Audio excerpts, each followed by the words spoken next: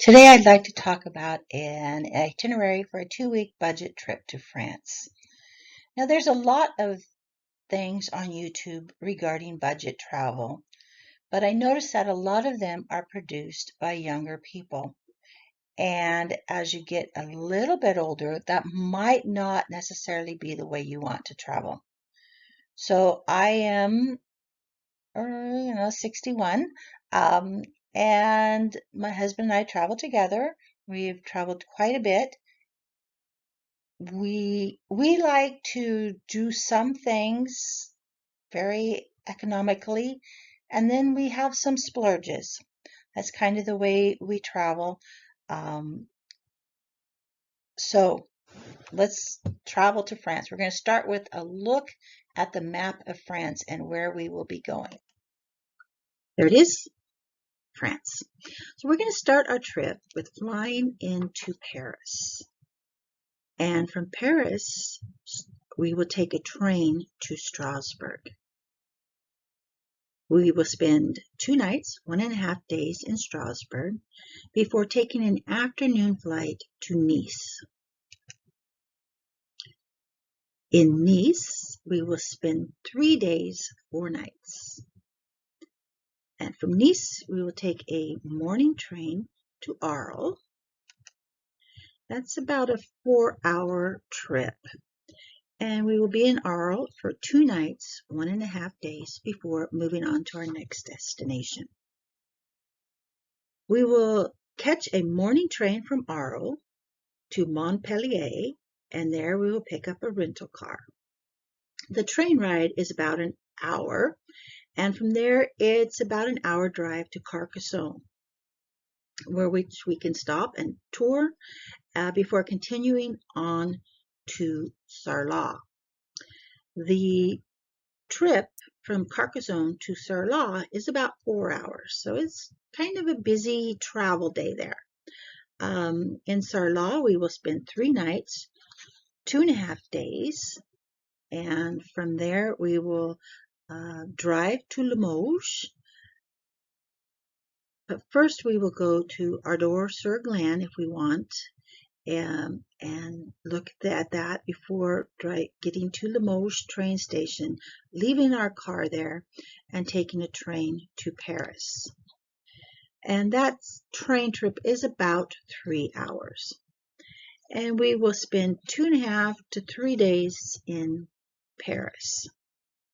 So let's take a quick look at some of the things that we can see along the way.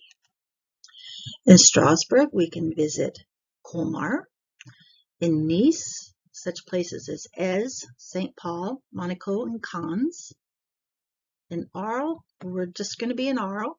In Sarlat, excuse my pronunciation, La Roque-Guéziac, Castelnaud, La Chapelle, Baynac, and Dôme are just some of the places that we can see. There's, especially around Sarlat, it's so fun with the rental car just to drive around and see things. And then, of course, we will move on to Paris. So let's start with looking at our flight. Okay, so here's some flights. And I put 3 in here just to give you a look at some different things. The first one for $6.49 is the cheapest that I found at this time. But as you can look at the flight times, it's kind of nasty. It's 18 hours to get there, and the return is 33 hours. Some people like those longer flights because you might be able to sneak in a quick look at another city. To say a little bit about myself, I'm 61 years old, and I really don't like those long flights, so I would not choose that option. But this is about a budget trip, so when I do the budget, I will include, that will be the option I use. But looking at the second flight, which is a little bit better flight times, that's not too bad. 14 hours going, 15 hours returning. I like the arrival times better into Charles de Gaulle in the morning instead of in the evening, so I do prefer that. The leaving time from Paris is nice too. You don't have to have a stressed out morning. So that's a nice flight. It does have one stop in LAX, which is probably why it makes it a little bit longer than the next one. The next one is a nice one. It has an afternoon flight out of San Francisco and a mid-morning arrival in Paris, an earlier departure from Paris, but a nicely timed arrival back into the United States. And it is 11 hours flight from the United States to Europe, and the return is 11 and a half. So that's not bad. That's not bad. But like I said, on the budget, I'm going to use the cheap one because this is about budget. So let's look. Once we get to Charles de Gaulle, we are going to need to take a train to Strasbourg. So now we are looking at trains from Charles de Gaulle to Strasbourg. And you'll notice there's only one option on here. That's because that is the only train leaving that night. It departs an hour and 15 minutes after your scheduled arrival. So that's a very tight connection there. I myself would hesitate to rely on that. So if you do choose to do the budget flight and that is your scheduled arrival time into Paris, you might want to have a backup plan for where you're going to spend the night.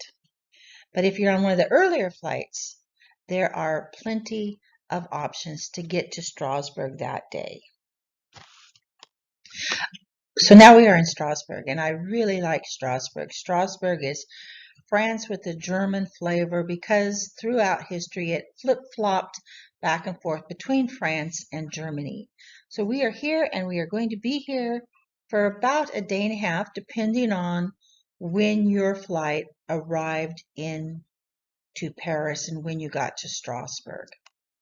So we are going to stay at the Ibis Strasbourg Central Gare, and it's right across the street from the train station. We all have our preferences when we travel. If I'm going to make a short stop and I'm traveling by train, I like to stay fairly close to the train station. That way I don't have a long ways to walk with my suitcase. The Ibis here on TripAdvisor has a rating of 4.0, and it has 1,114 reviews at the time I pulled its information. So that's pretty good. And what you're going to find here is a clean, modern hotel. It's not fancy. You can see that from the pictures. But you're not going to be here very long, and you're not going to be spending much time here. So it's a hotel I would recommend. Colmar is one of the options I put as a place to see from Strasbourg. It's about a half an hour train ride from Strasbourg, and trains leave frequently, so catching a train is no problem. Colmar actually looks a lot like Strasbourg. It is, however, a popular tourist destination, and if people know you're in that area, they might ask if you've seen Colmar. So it's one of those places that people might think you should go. Like I said, it's a lot like Strasbourg. So whether you choose to go or not, I'm going to leave that up to you. But it is a nice little place to visit. Ingenbach, which is in Germany. It's about a 45 to 60-minute train ride. And it is a little German town. It's really cute. Wonderful architecture. It's got the square with the fountain. And it has there on the left-hand side, there's a building, and there's a name down below it. That's a restaurant. And you see that picture of that wonderful salad. I highly recommend it. It's got all kinds of fermented stuff in it, and it's just really good. And then, of course, you can have a piece of Black Forest cake in one of the restaurants that are fairly close to this fountain, and enjoy that day. That's a great place to visit. I highly recommend it. But I do have another place that you might be interested in, and it is Freiburg, which is also a train ride from Strasbourg, and it's a little bit longer. It's about an hour and a half to get there. It's a more modern looking town, even though it is old, but there's more modern areas that are close between the train station and the older area around the cathedral and such. Around the cathedral, there is a market that goes on 6 days a week in the morning. And if you're there, well, you must get a bratwurst. They're really, really good. And so then we've returned to Strasbourg. So depending on when you get to Strasbourg, you could have almost 2 days here, and you can easily spend all that time in Strasbourg without doing any side trips.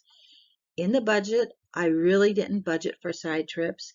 They're not that much, and you can find prices on the train travel. On if you're in the States, you might find it easier to look on the train line and get price tickets. Anytime you add something like that, it adds cost to your trip. So that's really up to how you like to travel. Do you like to be go, go, go, or do you like to see a few things and see them really well? That's up to you. But you could easily spend all of the time that you are in Strasbourg without going any further. So we spent our time in Strasbourg, and now it's time to leave. We're going to go back to the train station and take the shuttle train to the airport. It takes about 15 minutes and costs approximately €5. And you can see there in the red circle, inside there is where the trains come in, and you can walk on the covered pedestrian footbridge that allows you to go into the airport from the train station. The shuttle runs frequently throughout the day, except if you're arriving late on a Saturday or Sunday, you might want to check and make sure that it's going to be running at that time. Other than that, we're good to go. So we've got a flight to Nice to catch. This is our flight to Nice. We're going to be departing Strasbourg at 15:10, so 3:10, and arriving in Nice just over an hour later. We have a baggage allowance, which is 50 by 40 by 20 centimeters, which is a normal carry-on size. Something to note with this airline is that if you don't pay the extra €8 for priority boarding, you're going to have to check your bag, which is free of charge, so that's okay. But if you want to pay the €8 and take it on board with you to make sure it gets with you, that's fine. So we take the plane to Nice, and here we are. I love Nice. The sign even says that. Where Strasbourg has a German feel, Nice has a laid-back Mediterranean vibe, and really an Italian feel. And we are going to be here for 3 days and 4 nights. The airport really isn't very big, and it's right on the coast, so when you fly in, you should get a lovely view of the Mediterranean. And you're going to follow the signs for the tram. Now, there used to be buses that left from the airport, but in 2019 they completed this new tram section, and so you're going to take the tram line 2, which is the blue, and you're going to take it into town. The tram operates daily between 5 a.m. and let's see here. Just after midnight. So you're good to go there. During the middle of the day, it operates every 5 minutes. Towards the couple hours on each side at the end, it operates every 20 minutes. So, and the journey time to the Jean Mendicine there goes my accent again, is approximately 30 minutes. It's a lovely ride. So our hotel is close to Cathedral, which is on line 1, the red pink line there. But we're not going to be on that line. So you can either change to that line, or you can go all the way to Garibaldi and walk back. And from there to the hotel is only about 300 yards, so it's not really a big deal. So let's look at our hotel in Nice. Now, this is a very basic hotel. It's clean, and it is in a fantastic location. You're not really going to be spending a lot of time in it. So I actually have stayed here. It is very basic, but it is a good location. So there it is. A few pictures of it. Breakfast is not included. Like most hotels in Europe, you can get breakfast, and it varies depending on what you get and the price. So you can ask at your hotel. Sometimes it's just as nice to go out on the street and find a place with coffee and fresh pastries. In fact, there's one just downstairs and a few storefronts away from this hotel. That's a great place for breakfast.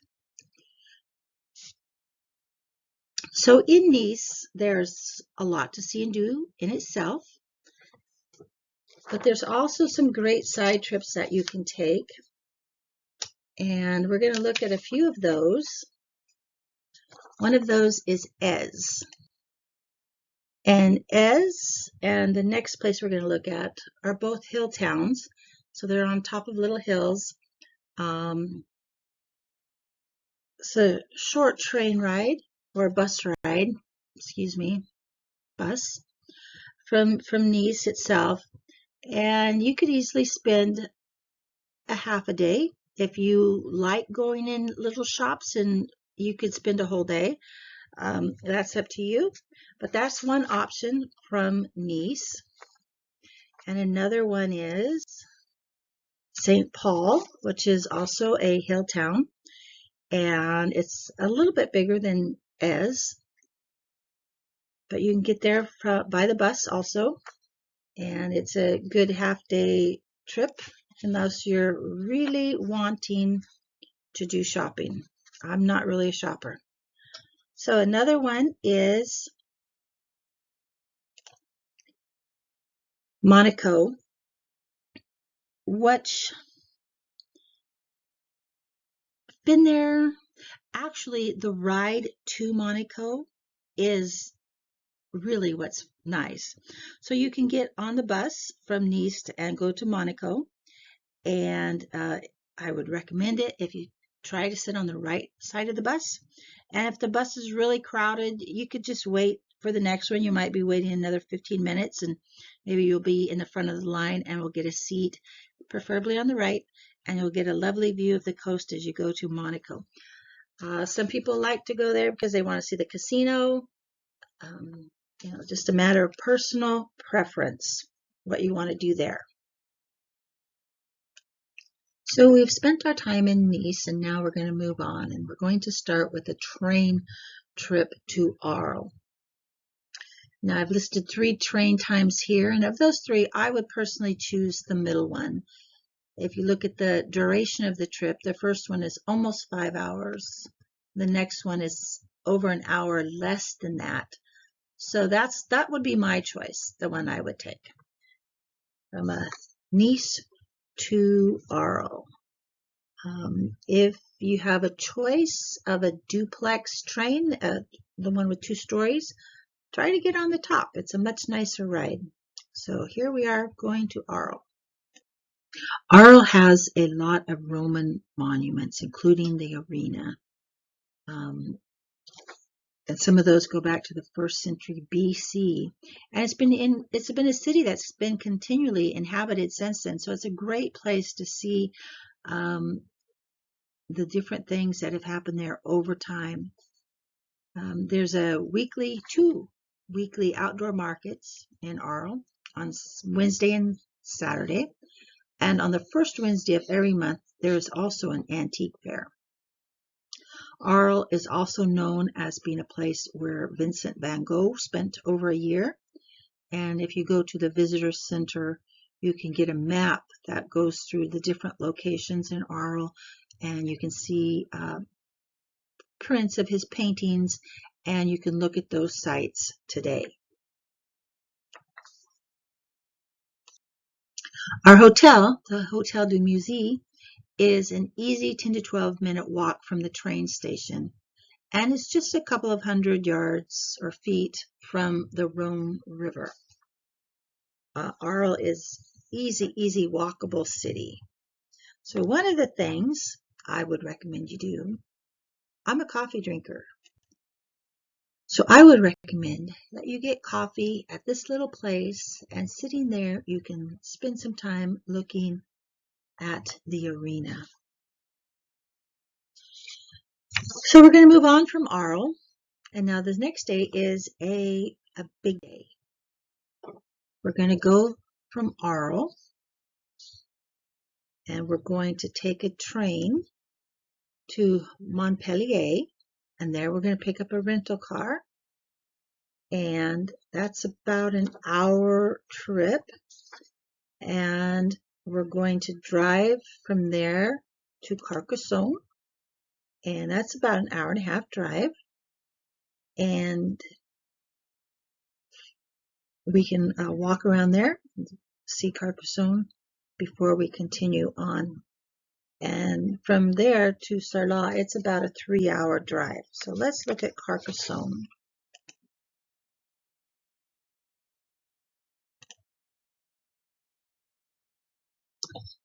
As you can see, it's very interesting. It has been rebuilt. It's not all authentic from the medieval times, but it's well worth a stop, and it's a very interesting look to get an idea of what it really would have looked like inside of one of those walled medieval cities. So once we finish there, maybe we've had some lunch, we're going to move on and drive to Sarlat. After our time at Carcassonne, we're going to continue our drive to Sarlat. And Sarlat is a wonderful destination in and of itself. It is a really charming town with things to see and do. But it's also a great place for headquarters while you visit some of the surrounding areas. Our hotel is the Côte Jordan, and breakfast is available again. It does have free parking, which is a nice thing since we have a car, and it's a good location just outside of the old city. So looking at some of the things to do in the surrounding area. The Roc Gageac is a really cute place to explore. As you drive around, these are some things that you just really have to see. There's just so much to see in this area. Another place to see, Castelnau-la-Chapelle. That's a great old fortress to visit, and it's quite high, so you can look down and see the surrounding valleys. Baynac is another one with the little village and the castle itself up on the hill. Dom, another cute little town situated on the hill. So cute. Chateau de Milland is another place that you might want to visit. It was owned by Josephine Baker, who was quite well known in her days. Anyway, that's a place that you can visit. And here is an awesome place to visit, Rocamadour. And there are stairs that lead from where the village that you see down there in the front up to the next level and on up. There's also an elevator that you can take if stairs are a little too challenging for you. but it's a great place. It's just an amazing place to visit, situated there, perched on the side of the hill. I would highly recommend it. It was a great place of pilgrimage in the Middle Ages. So let's look at another one. Saint-Cirq-Lepopee. It's another cute little town. So many cute towns, castles, churches to visit in this area. You'll easily fill your time here. And probably wish you had more time when it's over. So it's time to move on and leave Sarlat. And from Sarlat to Audre-sur-Glane is about a 2-hour drive. And then from there, you're going to drive back to Limoges train station, which is about 30 minutes. So there's Audre-sur-Glane and back to the train station. So what do you want to see at Audre-sur-Glane? Well, it is a small village. And on June 10th, 1944, the Nazis destroyed the city, and they massacred 642 of its inhabitants. Those were non-combatant women and children were included in there. And when the war was over, President Charles de Gaulle ordered the original maintained as a permanent memorial and museum. So it sits today just as it was left by the citizens on that day when they were brutally massacred. So you drop off your car at the car rental return in Limoges, and we're going to catch a train to Paris. And there's a lot of trains, depending on what time you get here, if you go to Audre-sur-Glane, but there's lots of trains. It's good to know what times the trains depart so that you can kind of plan your day accordingly. It would be really sad to get to the station at, say, 12:28 and discover that a train just left and the next one doesn't come for another 2.5 hours, and so you've got 2.5 hours to waste at the train station. So it's good to know that ahead of time so you can kind of plan and not waste your time. So we have finally arrived in Paris, and we arrive into Austerlitz, and we're going to have to take the metro. So here is a photo of the Paris metro, and as I said, we're going to come into Austerlitz, and we need to go to St. Michael Notre Dame. There's a little bit closer view. There's where we arrive and where we need to go for our hotel. And we want to take exit number 4. And it's just about a 1-minute walk to our hotel from there. So here is a map of the area around the hotel. And there is where you should come out of the metro. If you come out at another point, you just find your way to here. And the hotel is right there. So it's a very short walk to the hotel. So here's our hotel, the Europe St. Severn. And it's in a great location. And I've stayed here several times, and it's a nice place. Like I said, the location is really good for getting around, and also in the area, there's just a lot happening here.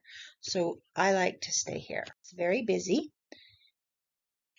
And so sometimes when we're done for the day, we just like to sit out on our balcony and watch all of the people who aren't quite done yet. One of the things I would recommend is a hop-on, hop-off bus tour. And there's several companies that do them, and some include, in the price of a ticket, a trip on the river. Each one has their own map, but they're very similar, and they're a great way to get around and see the city. Now, if it's a rainy, wet day, it's not quite so much fun. But on a sunshiny day, or even a day when maybe the sun's not out too much, but the weather's okay, sitting on the top deck and just watching Paris go by is really very enjoyable. So we've had our trip to France, and it's time to head back to the airport. From our hotel, we can take the RER line B, which goes to the airport, and we'll depart from there. Okay, so now we've got to the budget, and here it is. We can get to the bottom line quick, and then we'll go through it. It's price per person, and that's $2,040 per person, based on double occupancy.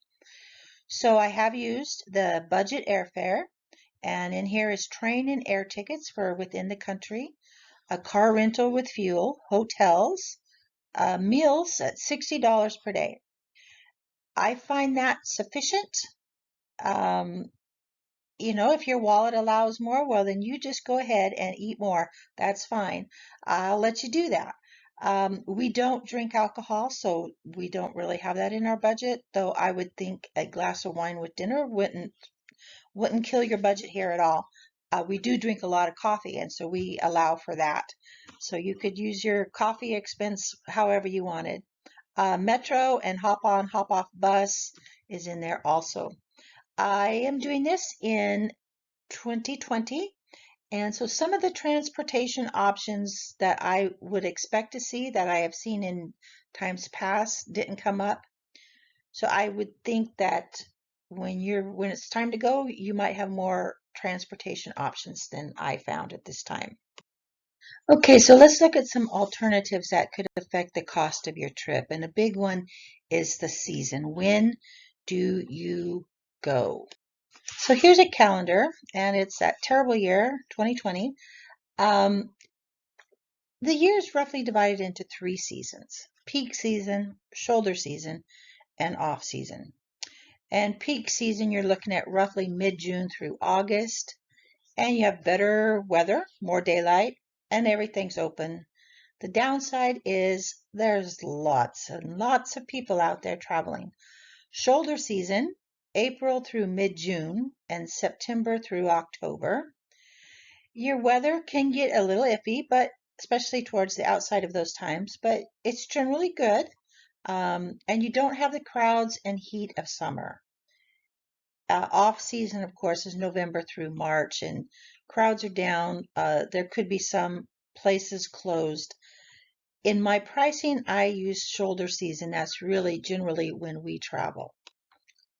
So the next thing that could make a difference is your arrival airport. And I have done this based on arrival into Paris because at the time that I did this, it is cheaper to fly into Paris. But you might also want to investigate flying into Frankfurt. It could be cheaper to fly into Frankfurt. So check that out. And it's easy to get a train from Frankfurt to Strasbourg.